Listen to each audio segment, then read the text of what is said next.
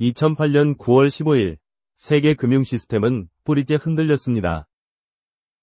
당시 투자은행인 리먼 브러더스가 파산 신청을 했습니다. 그 충격이 컸던 이유는 단순히 리먼 브러더스가 규모가 컸기 때문만이 아니라 리먼 브러더스가 중요한 금융중개기관이었기 때문입니다. 즉 예금자와 차용자 사이의 격차를 해소하는 데 도움을 주는 기관이었기 때문입니다. 리먼의 파산은 대공황 이후 최악의 경기 침체를 예고하는 일련의 사건들의 시발점이었습니다. 2008년 대침체에는 몇 가지 중요한 측면이 있지만 그중 하나는 금융중개의 효력이 감소했다는 것입니다. 나중에 나오는 비디오에서 이에 대해 더 자세히 다루겠지만 지금은 금융중개가 왜 그렇게 중요한지에 대한 몇 가지 기본적인 관찰부터 시작하고자 합니다. 우리의 학습은 우선 저축의 공급과 차입 수요, 그리고 그 둘을 하나로 묶어주는 대부 자금 시장에서 출발합니다. 이어서 우리는 단계를 높여가며 최종적으로는 2008년 대침체에 대한 탐구로 나아가겠습니다. 그렇다면 사람들은 왜 돈을 빌리고 저축하는 것일까요? 빌리고 저축하지 않는 세상을 상상해 봅시다. 대다수 사람의 소득은 평생 일정하게 유지되지 않습니다. 그들은 예측되는 방식으로 변화합니다. 다음은 한 사람의 평생 소득을 보여주는 일반적인 패턴으로 소득은 세로축에, 시간은 가로축에 있습니다. 어리고 아직 학교에 다닐 때는 웨이터로 시중을 들든지 아니면 가끔 잔디를 깎아서 약간의 돈을 벌 수 있습니다. 학교를 졸업한 뒤 첫 직장에서는 더 많은 급여를 받을 것이며 몇 년 동안의 경험과 몇 번의 급여 인상을 통해 지금까지 벌어들인 것보다 더 많은 급여를 받게 될 것입니다. 그러다가 나이가 들어감에 따라 은퇴를 고대하면서 소득이 줄어들게 됩니다. 그런데 당신이 더는 일하지 않고 있다면 당신은 정말로 황금기를 즐길 수 있습니다. 플로리다로 이사 간다. 뭐? 플로리다로 이사 간다고요? 아, 그거 훌륭해요. 나는 정말 기쁩니다. 당신이 있어서 정말 행복해. 자, 상상해보세요. 당신의 소비가 당신의 소득과 같은 경로를 따랐다면 당신은 저축하거나 빌리지 않았습니다. 당신은 젊었을 때 어려움을 겪을 것이고 교육에 투자할 수 없을 것입니다.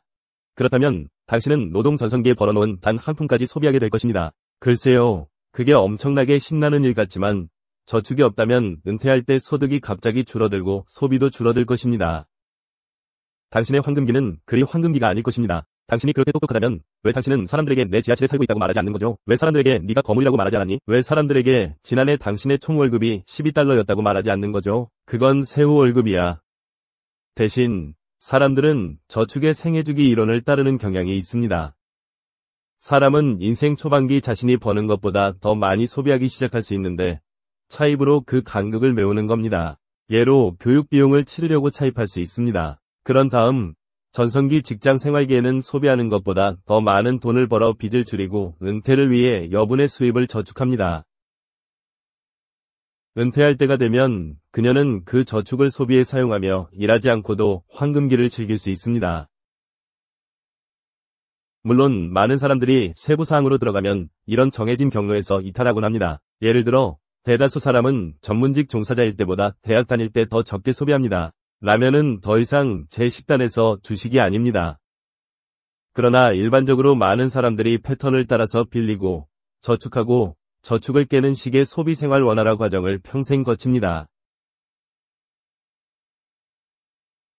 어떤 사람들은 저녁 식사가 끝날 때까지 기다릴 수 없어 쿠키병에 손을 뻗는 것처럼 모든 사람이 같은 방식으로 저축하고 소비하는 것은 아닙니다. 얼마나 저축하고 빌릴 수 있는지는 시간 선호도에 따라 다릅니다. 어떤 사람들은 다른 사람들보다 더 참을성이 없습니다. 우리가 모두 알다시피 어떤 이들은 자신이 가진 모든 것을 소비하며 충분히 저축하지 않습니다. 반면에 예산을 정해놓고 대학에 갈 수 있도록 너무 많이 지출하지 않는다면 그것은 인내심이 있는 경우로 나중을 위해 더 많은 소비를 미뤄두는 겁니다. 우리는 또한 행동경제학을 통해 저축이 단순히 비용과 편익을 저울질하는 문제가 아니라는 것을 배웠습니다. 부추기는 것이 중요할 수 있습니다. 고용주가 여러분을 자동으로 퇴직연금에 가입시키거나 기본 각출률을 높게 설정한다면 여러분은 아마도 자발적으로 선택해야 하는 경우보다 더 많은 저축을 하게 되는 결과가 될 수 있습니다. 여러분이 일생에 한 번만 몇 시간만 일하더라도 말이죠. 돈을 빌리는 또 다른 중요한 이유는 큰 투자를 하기 위해서입니다. 학생들이 교육에 투자하기 위해 돈을 빌리는 것처럼 기업은 큰 프로젝트에 투자하기 위해 돈을 빌립니다. 아이디어는 훌륭하지만 돈이 많지 않은 기업가는 벤처 사업을 시작하기 위해 아이디어에 대한 지분을 차입하거나 매도해야 할 수도 있습니다. 예를 들어 하워드 슐츠는 스타벅스를 글로벌 브랜드로 구축하기 위해 자본을 차입하고 조달하는 방식을 취했고 그 과정에서 여러 형태의 금융 중개를 거쳤습니다. 이에 대해서는 다음 비디오에서 더 자세히 설명하겠습니다. 다른 재화와 마찬가지로 우리는 공급과 수요를 사용하여 저축 및 차입 시장을 분석하겠습니다. 이걸 소위 내부 자금 시장이라고 합니다. 지금까지 살펴보았듯이 저축하고 빌려야 할 이유는 많습니다. 그러나 우리가 아직 거론하지 않은 한 가지 큰 고려사항이 있습니다. 가격이 그것입니다. 저축과 대출의 대가는 무엇입니까? 바로 금리입니다. 이것이 저축의 공급을 보여주는 공급 곡선입니다. 이자율이 올라갈수록 저축 공급량이 늘어납니다. 다음은 차입 수요를 보여주는 수요 곡선입니다. 낮은 금리는 차입을 장려하므로 금리가 하락하면 차입 수요량이 증가합니다. 다른 수요 및 공급 그래프와 마찬가지로 다양한 요인에 따라 수급 곡선이 이동합니다. 예를 들어 많은 사람들이 저축을 늘리는 것이 좋은 생각이라고 판단하면 저축 공급이 외양 이동합니다. 보시다시피 이는 금리 하락의 원인이 될 것입니다. 이것이 바로 우리가 남한과 중국 같은 국가에서 목격한 상황입니다. 이들 국가의 저축률은 높습니다.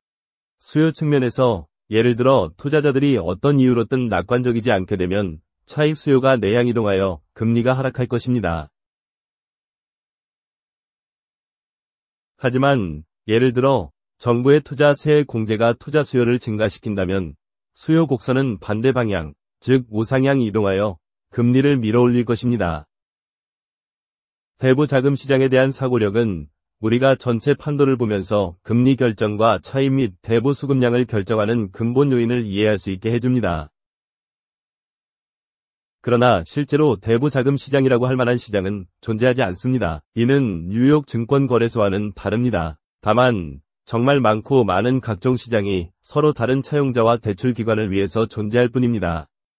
또한 다양한 형태의 대출기관으로 은행, 채권시장, 주식시장이 존재하는데 이들은 대부 시장의 양측을 연결합니다. 다음 비디오에서 우리는 다양한 형태의 금융중개를 알아보고 그것들이 왜 그렇게 중요한지를 좀 더 깊이 살펴보겠습니다.